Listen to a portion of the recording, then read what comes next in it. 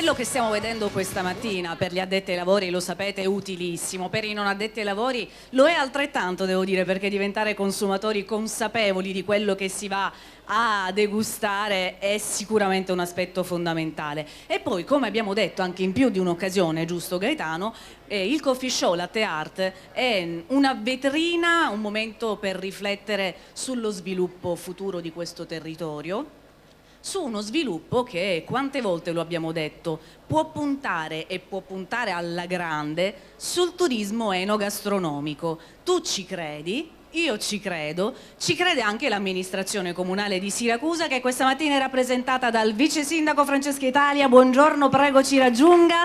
L'assessora alle attività produttive Teresa Gasbarro. Facciamo così tutti insieme, mezza giunta ce la siamo portata qui al coffee show Latte Art. Buongiorno, bentrovati, bentrovati. Non so se mi sbaglio, ma turismo, enogastronomia, il nostro territorio, tutto quello che di buono abbiamo, avevamo già e dobbiamo saper sfruttare, credo che insomma non ci siano dubbi, è la strada da seguire. Sì, ritengo, posso tenerlo? Ritengo fondamentale che questo binomio venga valorizzato il più possibile, tanto più che questa manifestazione in particolare, volevo proprio complimentarvi per l'organizzazione, mette insieme diverse delle cose che possono costruire insieme chiaramente poi agli altri attori, a tutti gli attori sul territorio, il futuro del nostro territorio. Sono i saperi e i sapori.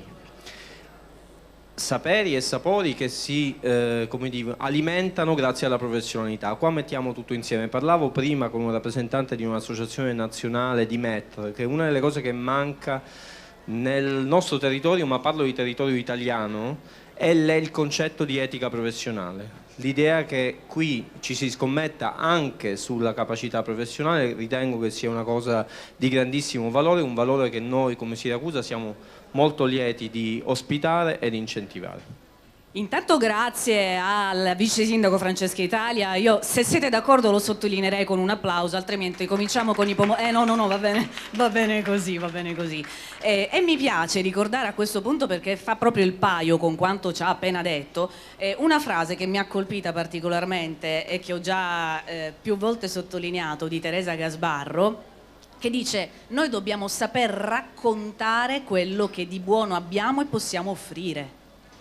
Certamente, abbiamo un territorio ricchissimo non soltanto di bellezze architettoniche e naturalistiche, ma abbiamo un paniere di prodotti unici che però forse noi stessi non sappiamo valorizzare. Manifestazioni come queste sono importanti perché servono a far conoscere le eccellenze del nostro territorio e, come diceva appunto, innanzitutto bisogna conoscerle e poi raccontarle agli altri, cosa che ovviamente nei pubblici esercizi, nei bar, nei ristoranti, negli alberghi bisogna fare sempre di più, bisogna fare formazione, ed è quello che si fa ovviamente nelle scuole professionali, ma anche attività come queste servono a diffondere sempre di più quelli che sono i nostri prodotti di eccellenza, perché il turismo oggi non è soltanto un turismo per la visita ai luoghi sicuramente architettonici, ai luoghi storici, ma anche una conoscenza del territorio a partire dai prodotti enogastronomici.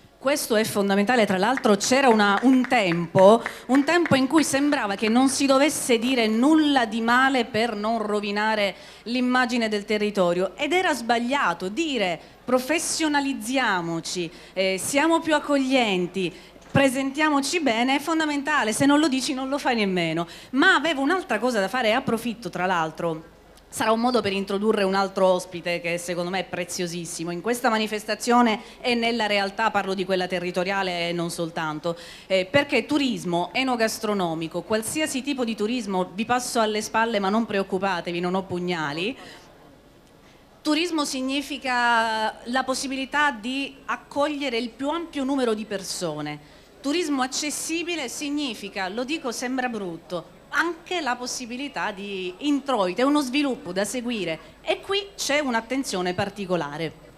Sì, l'attenzione è un'attenzione che da subito abbiamo deciso di sposare. Parliamo del turismo accessibile, dal fatto di rendere accessibile i nostri luoghi, i nostri tesori. Anche una manifestazione come questa, sono felice di vedere che abbiamo un interprete LIS qui a rendere fruibile al più ampio numero di persone presenti quello che stiamo dicendo, quello che succederà durante la giornata, e quindi mi piace sottolineare come l'amministrazione comunale abbia sposato questa idea di turismo accessibile, di accessibilità onnicomprensiva. Il rappresentante di Sicilia per tutti, la splendida dottoressa Bernadette Lo Bianco.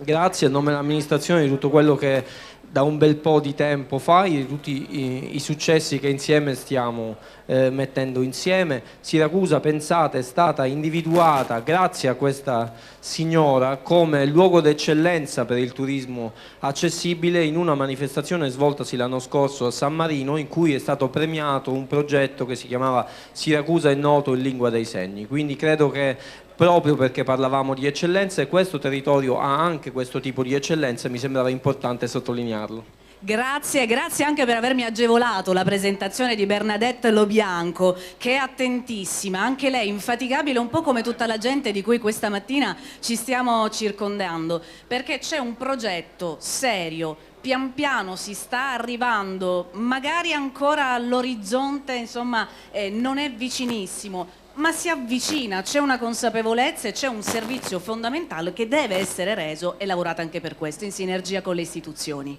Assolutamente sì, e abbiamo raggiunto dei risultati veramente meravigliosi sia a livello locale, a livello regionale, a livello italiano e anche oltre. Piccoli passi di grandi civiltà che si sono stati fatti nella nostra città, non solo nel turismo. Oggi siamo qua, abbiamo la comunità sorda presente per rendere accessibile l'evento, l'enogastronomia accessibile, quindi un'attenzione a quelli che sono i prodotti di qualità anche nei confronti di persone che hanno delle intolleranze alimentari, quindi hanno delle esigenze specifiche. Il turismo deve essere per tutti, mi piace utilizzare questa parola, infatti la vogliamo abolire accessibile, ma deve essere reso per tutti, come la cultura. E come anche il nome della tua associazione, Sicilia Turismo per Tutti.